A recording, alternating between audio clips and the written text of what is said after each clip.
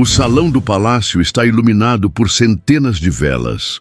A mesa repleta de pratos reluz com cremes, tortas e iguarias que parecem não ter fim. O cheiro doce e enjoativo mistura-se ao ar pesado, enquanto o rei, suando e arfando, continua a comer sem parar. Cada garfada é um desafio contra o próprio corpo, cada gole de vinho, uma sentença anunciada. Ninguém ousa interrompê-lo.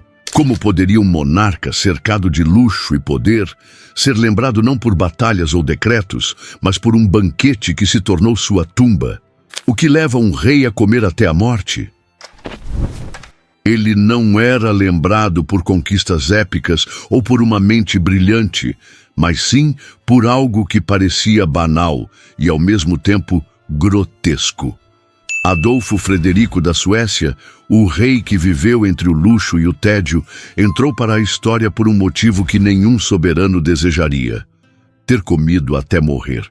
Nascido em 1710, Adolfo Frederico assumiu o trono sueco em 1751.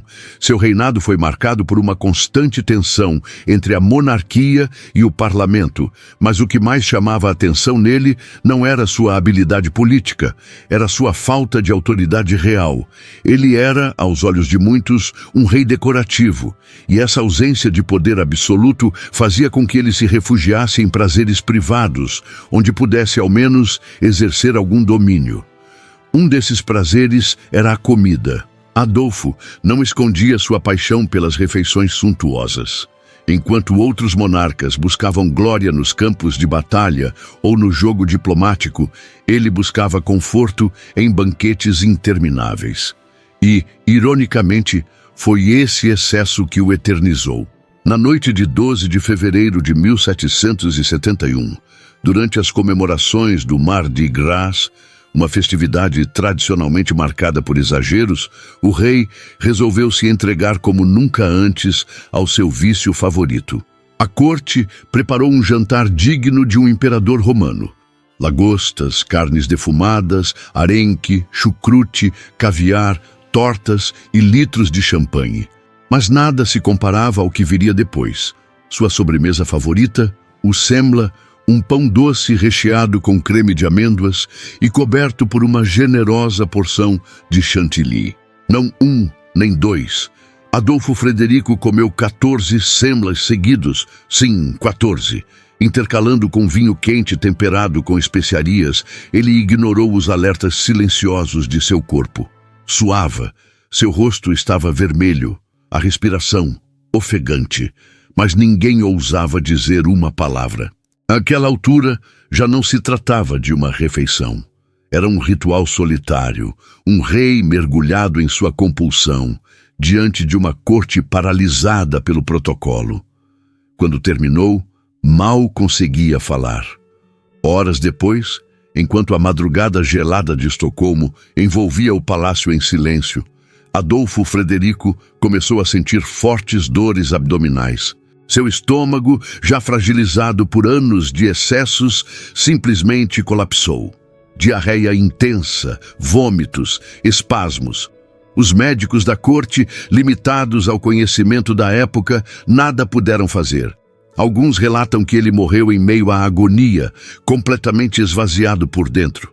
Outros, mais discretos, afirmam que teve uma apoplexia, o que hoje chamamos de AVC, agravada pela sobrecarga alimentar. A causa exata nunca foi registrada com precisão, mas a frase que ficou nos anais da história foi implacável: morreu de tanto comer. A imagem de um rei vencido por sua própria gula percorreu a Europa como uma anedota cruel. Cartunistas da época desenharam o monarca com bochechas infladas e olhos arregalados, cercado por montanhas de doces. Em salões aristocráticos, seu nome virou motivo de piada. Na Suécia, porém, o assunto era tratado com mais discrição. Afinal, zombar de um rei recém-falecido ainda era tabu. Mas o que levou Adolfo Frederico a esse ponto? O que há por trás de um rei que se refugia na comida a ponto de transformar o próprio corpo em um campo de batalha silencioso? Para entender essa espiral, precisamos olhar para dentro da corte sueca da época. Um cenário de tensões políticas, vazio emocional e um rei encurralado em sua própria insignificância. O trono brilhava, mas não pesava, porque na Suécia do século XVIII o rei não reinava de fato, e para Adolfo Frederico essa era a ferida que ninguém via, uma humilhação silenciosa que corroía sua identidade real. Durante o chamado período da liberdade, a monarquia sueca havia sido esvaziada de seu poder tradicional. O verdadeiro controle estava nas mãos do Riksdag, o parlamento sueco, dominado por duas grandes facções políticas, os chapéus e os bonetes. Eram eles que decidiam os rumos do país, decretavam guerras, assinavam tratados e manipulavam a economia. O rei era, na prática, um espectador privilegiado, preso em sua própria corte.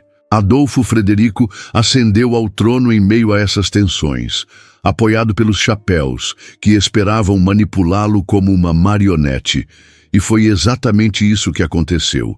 Impedido de tomar decisões autônomas, vigiado em cada passo e constantemente usado como ferramenta simbólica para validar decisões alheias, o rei se viu reduzido a uma peça decorativa no jogo político. E o mais cruel, ele sabia disso. Sua correspondência pessoal, escrita com discreta amargura, revela um homem consciente de sua impotência, mas resignado à armadura da formalidade. Há registros de cartas nas quais ele descreve os dias no palácio como longos e abafados, mesmo sob a luz do inverno, uma existência fria, mesmo cercado de calor e ouro. Adolfo não era um estrategista, tampouco um reformista, mas também não era tolo. Ele sabia que seus gestos eram encenados e que os aplausos eram dirigidos a um papel, não a ele. E quando alguém perde o controle até sobre sua própria imagem, começa a buscar refúgio em territórios onde ainda pode exercer poder, por menor que seja. Foi nessa busca por controle que a mesa posta se tornou seu trono particular. Um banquete não dependia de votação parlamentar.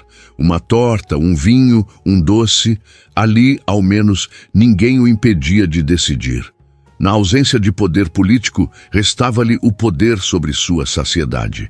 E esse vazio de comando foi sendo preenchido com excessos silenciosos. Um prato a mais, um doce extra, um gole prolongado, uma repetição que o fazia esquecer por instantes o peso de sua inutilidade institucional. Na corte, sussurros discretos percorriam os corredores.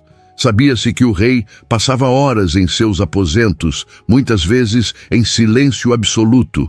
Outros relatavam seu interesse quase obsessivo por rituais cerimoniais irrelevantes, como a arrumação da prataria, a posição exata dos talheres e a sequência das sobremesas servidas em jantares. Para alguns, era excentricidade. Para outros, um grito por dignidade. Mas essa sede de algum protagonismo se transformou em um vício perigoso. E não era só a comida. Relatos indicam que Adolfo também se refugiava em leituras religiosas e práticas místicas para tentar preencher um buraco que o cargo por si só jamais conseguiu tapar. Um rei sem reino, uma coroa sem comando, um homem sem voz, afundando em um luxo que, no fundo, servia apenas como disfarce para sua insignificância. Mas tudo isso começou a mudar quando seu filho, Gustavo, começou a crescer. E com ele, crescia também uma ideia proibida dentro do palácio: restaurar o poder absoluto da monarquia.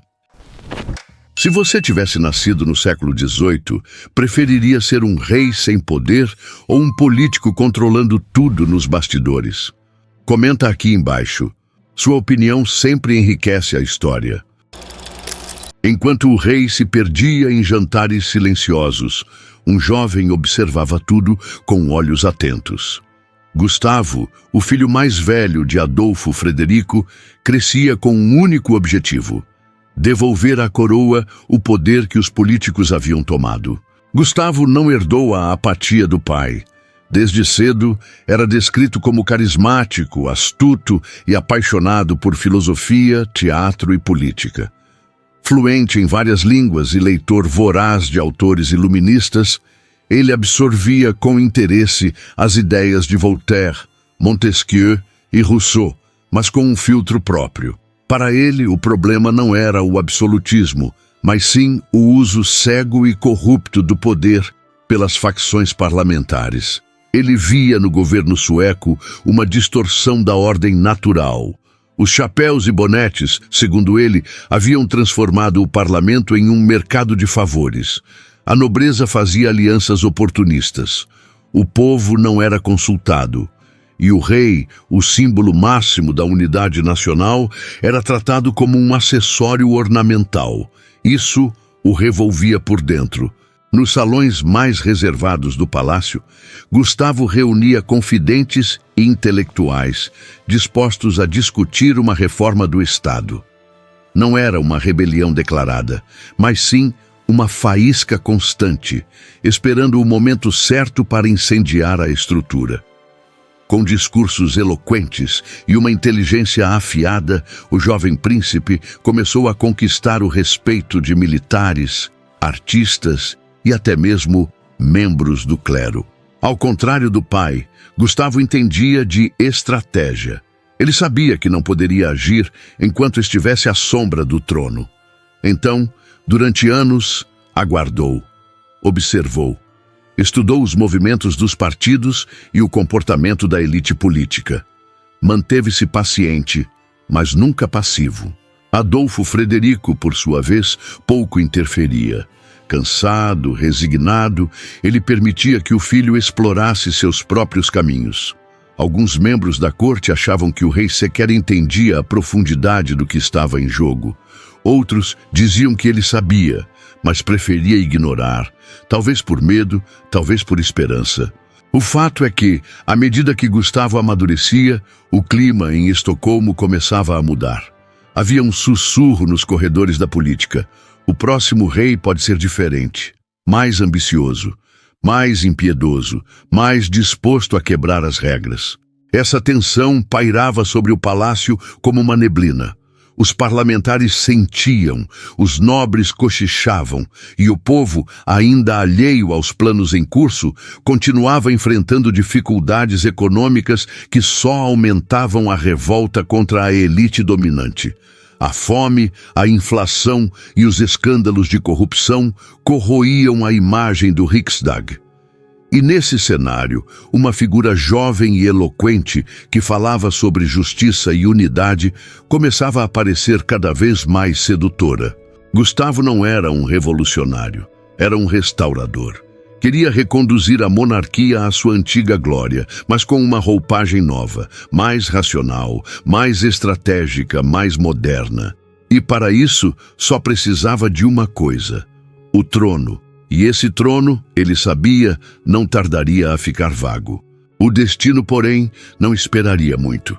Quando o carnaval chegou à Suécia em 1771, uma noite aparentemente festiva se transformaria no catalisador de uma virada histórica, e tudo começaria com uma sobremesa aparentemente inofensiva. Não havia pressa naquela noite, apenas fartura. Prata polida, toalhas bordadas e taças transbordando. Mas por trás da pompa e dos sorrisos congelados, ninguém sabia que estavam presenciando a última ceia de um rei. Era 12 de fevereiro de 1771, terça-feira de carnaval. O clima em Estocolmo era gelado, como de costume, mas o interior do palácio fervia com preparativos.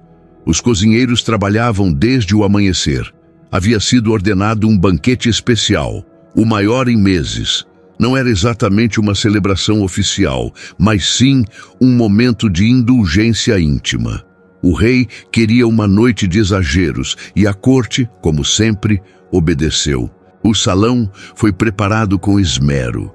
Castiçais com velas altas projetavam sombras vacilantes nas paredes douradas. Um grupo de músicos discretamente tocava peças suaves ao fundo. O ar era preenchido por aromas intensos, carne assada, ervas picantes, doçura de frutas cozidas no vinho. Adolfo Frederico entrou vestindo seu manto de gala. Estava inchado, o rosto mais redondo do que de costume, as mãos trêmulas. Mesmo assim, sentou-se com firmeza e mandou servir o primeiro prato. O jantar começou com lagosta e salmão defumado, acompanhados por molhos espessos e fatias de pão amanteigado. Depois vieram linguiças apimentadas, pratos de repolho cozido com banha de porco e, por fim, patês de caça e bolinhos recheados com queijo derretido. O rei não comia com elegância, comia com urgência. Mastigava rápido, quase sem conversar. A cada novo prato, seus olhos brilhavam, como se desafiassem o próprio estômago. Os servos se entreolhavam, estavam acostumados com o apetite do soberano, mas aquela noite parecia diferente. O ritmo mais acelerado, a quantidade descomunal. E então veio a sobremesa. O semla, doce típico da época, era preparado com pão de cardamomo, recheado com pasta de amêndoas e coberto com chantilly. Servido tradicionalmente com leite quente aromatizado, era um deleite que o rei amava desde a juventude. Mas naquela noite não seria apenas uma porção nem duas. Foram 14. Foram 14 semlas servidos em sequência. Entre cada um, goles de vinho tinto e especiarias. O rei comia sem olhar para os lados. Já não falava, já não sorria. Seu rosto brilhava de suor. A respiração tornava-se pesada, mas ele não parava. Alguns conselheiros tentaram sugerir uma pausa. Outros simplesmente se calaram, imobilizados pela etiqueta. A realeza não se confronta, e o rei parecia determinado a vencer algo, ainda que fosse apenas a si mesmo. Quando o banquete terminou, Adolfo tentou se levantar, mas não conseguiu. Foi levado aos seus aposentos com dificuldade. As próximas horas foram angustiantes. Cãibras, náuseas, vômitos. O frio da noite parecia aumentar dentro de seu próprio corpo. Os médicos da corte chegaram tarde, com métodos rudimentares, sangrias, compressas de vinagre, orações. Nenhuma delas funcionou. Por volta da madrugada, o rei teve um colapso final. Seu corpo, já fragilizado por anos de excessos, simplesmente desligou. Os registros oficiais apontaram uma congestão fatal, um termo vago que mascarava a tragédia. A verdade, porém, foi sussurrada de boca em boca por décadas. O rei morreu de gula. Mas a morte de Adolfo não foi apenas um fim pessoal. Ela abriu as portas para um novo capítulo na história da Suécia. Um que começaria com luto, mas terminaria em golpe. O rei mal havia esfriado e os sinos da capital já anunciavam o luto. Mas por trás das lágrimas de veludo e véus negros, movimentava-se um jogo frio, meticuloso, porque o vazio no trono nunca permanece vazio por muito tempo. Na manhã seguinte à morte de Adolfo Frederico, o palácio mergulhou em silêncio. Os criados andavam de cabeça baixa, os corredores foram esvaziados e os salões cobertos com tecidos escuros. O corpo do rei foi preparado com pressa, embalsamado segundo os costumes da época e vestido com a farda real. O rosto, porém, denunciava o fim violento, inchaço, palidez e marcas de sofrimento. A notícia se espalhou pela cidade com velocidade, mas não foi recebida com comoção popular intensa. Para muitos, Adolfo era apenas uma figura distante, associada ao luxo e à passividade. Os jornais da época publicaram obituários discretos, evitando detalhes. A causa real, morte por excesso alimentar, não foi mencionada nos registros oficiais. Em vez disso, usou-se a expressão vaga: morte súbita durante o descanso real. Os partidos parlamentares entraram imediatamente em alerta. A morte do rei representava mais do que uma sucessão simbólica. Era a abertura de uma janela perigosa. Sabia-se que Gustavo, o herdeiro, vinha cultivando ideias de centralização de poder, e agora ele estava livre para agir. Durante o funeral, realizado na Catedral de Estocolmo, O jovem príncipe se destacou. Vestido de preto, com semblante sereno, discursou em homenagem ao pai com palavras contidas, mas carregadas de duplo sentido. Disse que o reinado de Adolfo fora paciente demais para os tempos impacientes e que a Suécia precisava agora de uma mão firme, guiada pela razão e pela coragem. Muitos entenderam a mensagem. Enquanto a nobreza colocava coroas de flores sobre o caixão lacrado, Gustavo já articulava sua ascensão. Reuniu aliados próximos, convocou reuniões secretas com generais de confiança e começou a mapear os pontos fracos dos partidos. O clima político estava instável e ele sabia que, se esperasse demais, a oportunidade escorreria pelas mãos. Ao contrário de seu pai, Gustavo não deixaria que a coroa fosse um enfeite. Em seu íntimo, ele desprezava a figura fraca e complacente que Adolfo representara. E jurava a si mesmo que faria diferente. Não queria governar por meio de outros. Queria tomar as rédeas com as próprias mãos. Enquanto isso, os parlamentares seguiam agindo com cautela, mantendo a fachada de respeito. A sucessão foi aprovada sem resistência formal. Gustavo III foi coroado no mesmo ano, ainda sob o peso cerimonial do luto, mas o silêncio respeitoso da corte escondia o temor que crescia entre os políticos. O novo rei parecia sorrir demais. Nos bastidores, Gustavo montava um conselho paralelo, formado por homens leais, e enquanto a Suécia se recuperava da notícia incomum de um rei morto em banquete, o novo soberano preparava algo ainda mais chocante: o retorno do absolutismo. Mas antes de restaurar o trono ao seu esplendor, Gustavo precisaria cometer um ato ousado, talvez o mais perigoso de sua vida: enganar o próprio parlamento. O novo rei sorria com gentileza, apertava mãos, fazia discursos suaves e elogiava os políticos em público. Mas, por trás daquele olhar encantador, Gustavo planejava um movimento preciso, um xeque-mate contra o próprio sistema que o coroou. Era julho de 1772. Menos de 6 meses após a morte de seu pai, Gustavo III decidiu que era hora de agir. O parlamento, enfraquecido por brigas internas entre chapéus e bonetes, acreditava que tinha o novo rei sob controle. Subestimaram o rapaz eloquente que lhe servia banquetes e palavras doces. Gustavo entendeu que para conquistar o poder absoluto não precisava de sangue, precisava de surpresa, de cálculo, de tempo. E esperou o momento perfeito, o verão. Com as tropas dispersas em missões de patrulha, muitos nobres fora da capital e a cidade tomada por um clima de leveza, o rei convocou uma reunião extraordinária no castelo de Estocolmo. Alegando risco de insurreição e desordem política, declarou estado de emergência e anunciou uma nova Constituição, redigida em segredo por juristas de sua confiança. O documento dissolvia, na prática, o modelo parlamentarista da Era da Liberdade. Restaurava os poderes reais.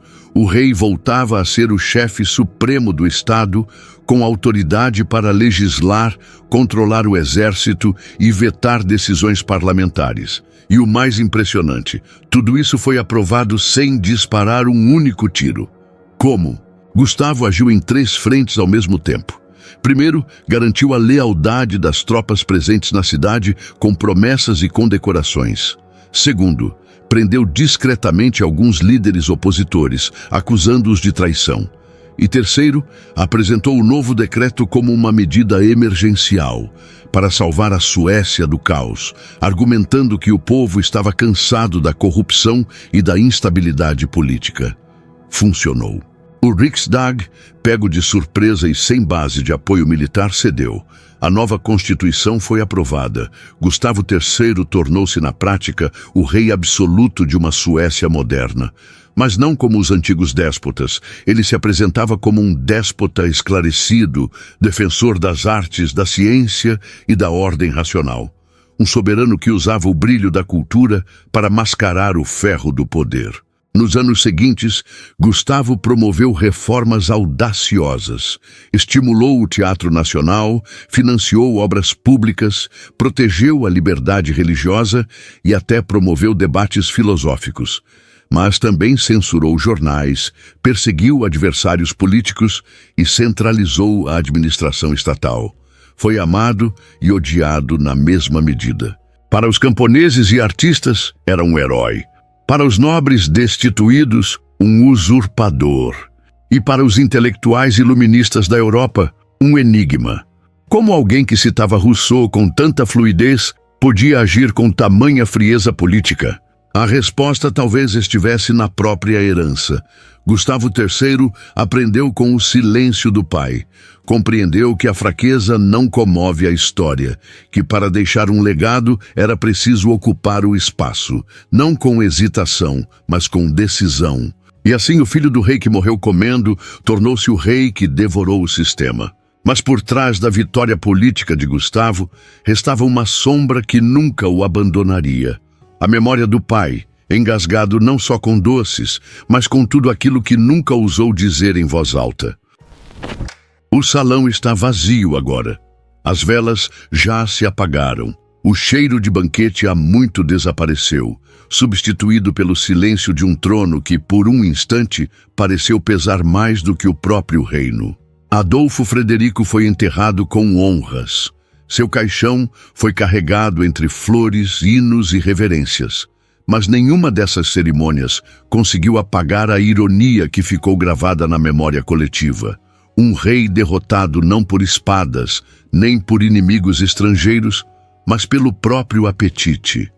Um homem que, diante da impotência política, encontrou consolo no prato. Uma morte absurda, quase cômica, mas que no fundo revelava uma dor muito séria, a de não ter sido ouvido, nem respeitado, nem temido. Seu filho, Gustavo III, entendeu essa dor como um aviso. Fez exatamente o oposto. Onde o pai se calava, ele falava. Onde o pai obedecia, ele agia. Onde o pai cedia, ele comandava. Mas mesmo tendo restaurado o poder da coroa, Gustavo jamais conseguiu apagar a imagem pública de seu pai. Aquele que entrou para os livros não como estadista, mas como curiosidade trágica. E talvez essa tenha sido sua maior angústia secreta. Carregar o mesmo sangue de um rei esquecido, tentando convencer o mundo e a si mesmo de que seu destino seria diferente. A história não perdoa os fracos, mas também não esquece os que morrem de forma inusitada. E é por isso que, séculos depois, ainda se sussurra o nome de Adolfo Frederico. Não por seus decretos, mas por seu fim insólito. Se essa história te prendeu do começo ao fim, curta o vídeo e se inscreva no canal para não perder outras narrativas que a história quase tentou esconder. E me diga nos comentários, você acha que Adolfo Frederico foi uma vítima do sistema? Ou apenas de si mesmo? Nos vemos no próximo mergulho pelas dobras do tempo.